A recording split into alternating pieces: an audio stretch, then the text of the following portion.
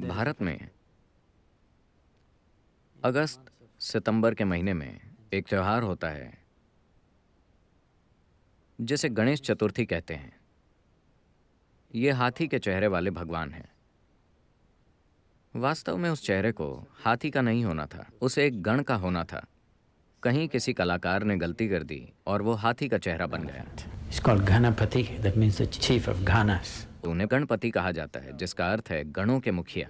तो लोग गणेश जी की मूर्ति बनाते हैं मिट्टी से, कच्ची मिट्टी से, और उन्हें सुंदर रंगों से सजाते हैं। कुछ लोग बिना रंग वाली मूर्ति पसंद करते हैं, कुछ रंगों वाली। फिर उनकी पूजा की जाती है। उनके पास धूमधाम से उत्सव मनाया जाता है। संगीत समारोह होते हैं, बड़े बड़े समारोह होते हैं। कुछ लोग बहुत बड़ी मूर्तियां बनाते हैं, 108 फुट ऊंची। मगर उत्सव पूरा होने पर आमतौर पर ये 1 हफ्ते या 15 दिनों तक चलता है। लोग जाकर मूर्ति को किसी झील या समुद्र में विसर्जित कर देते हैं ताकि भगवान जल में घुल जाएं। एक देवता बनाइए, उसे लेकर एक दीवानगी पैदा कीजिए, उसे अपना पूरा जीवन बना लीजिए। उन 15 दिनों या 1 महीने में गणेश के सिवा कुछ नहीं होता। हम वही खाते हैं जो वो खाते हैं, हम वही पसंद करते हैं जो उन्हें पसंद है। सब कुछ उनके जैसा होता है। मगर फिर एक दिन हम उन्हें विसर्जित कर देते हैं। विसर्जन के बाद उनका काम खत्म। सिर्फ यही इकलौती संस्कृति है जो अब भी ये जानती है कि भगवान हमने बनाए हैं। So, he is the symbol of intellectual activity.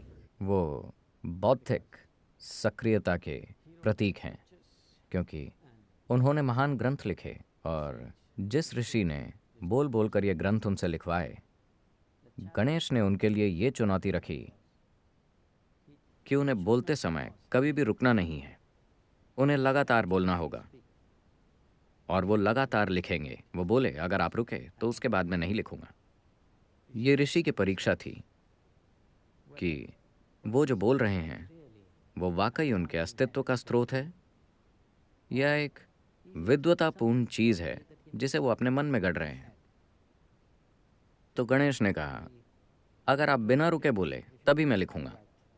आप कहीं रुके तो एक बार अपनी कलम नीचे रखने के बाद मैं दोबारा नहीं लिखूंगा। तो व्यास ऋषि लगातार बोलते रहे। ये काम महीनों चलता रहा। गणेश एक भी शब्द छोड़े बिना लिखते रहे। वो सबसे बेहतरीन स्टेनोग्राफर थे। वो मानव बुद्धि के प्रतीक हैं। ये प्रतीकात्मक रूप से बहुत सही है, क्योंकि आपकी बुद्धि की प्रकृति यही है। आप जागरूकता के साथ कुछ कल्पना करने के लिए उसका इस्तेमाल कर सकते हैं। अद्भुत कल्पना, हाथी के सिर वाला आदमी, हाथी का सिर, क्योंकि धरती पर यही सिर सबसे बड़ा है। इसका मतलब है ढेर सारा दिमाग। तो मानव बुद्धि का प्रतीक और उनका विसर्जन इस बात का प्रतीक है कि अगर आप अपनी बुद्धि का सही इस्तेमाल करें तो आप दुनिया को विलीन कर सकते हैं। अपनी बुद्धि की गतिविधि को विलीन करना कोई समस्या नहीं है। एक बार आप अपनी कल्पना से दुनिया को विलीन कर दें तो कल्पना को गायब करना कोई बड़ी समस्या नहीं है। आप अपनी कल्पना से ब्रह्मांड को मिटा सकते हैं।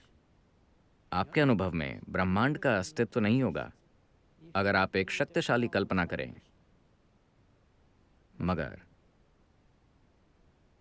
कल्पना को बंद करना अधिक सरल प्रक्रिया है।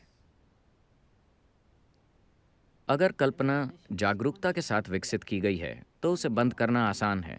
फिलहाल कल्पना हिस्सों में हो रही है और बिना जागरूकता के फिर उसे रोकना नामुमकिन लगता है।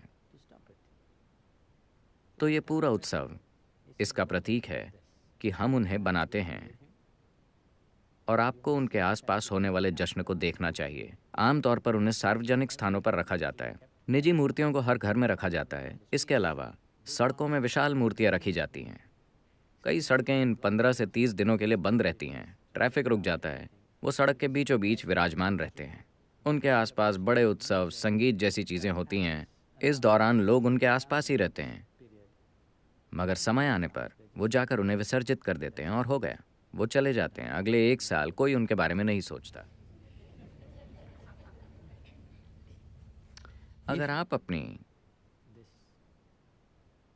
कल्पना और बुद्धि के साथ पूरी तरह यही कर सकें, ये मन या ये गतिविधि जिसे हम मन कहते हैं, मैं चाहता हूं कि आप इसे साफ साफ समझ लें। आपका मन कोई पूर्ण वस्तु नहीं है, ये सिर्फ एक खास तरह की गतिविधि है। गतिविधि नहीं तो मन भी नहीं। हाँ या ना? मान लीजिए अभी आपके पास कोई विचार नहीं है। क्या आपके पास मन है?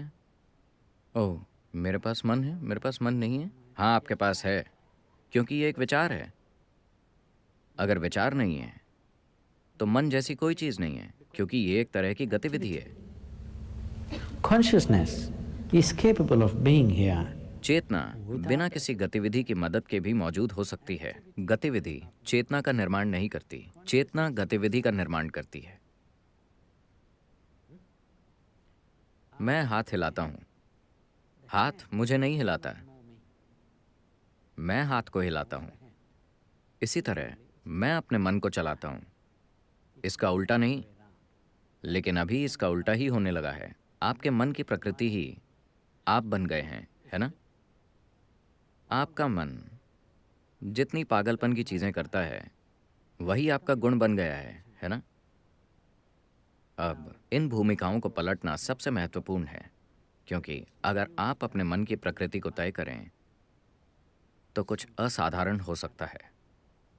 अगर आपका मन आपकी प्रकृति को तय करता है तो ये एक संयोग है। ये एक बुरा संयोग है या नहीं, वो स्थितियां तय करती हैं, मगर ये एक संयोग है।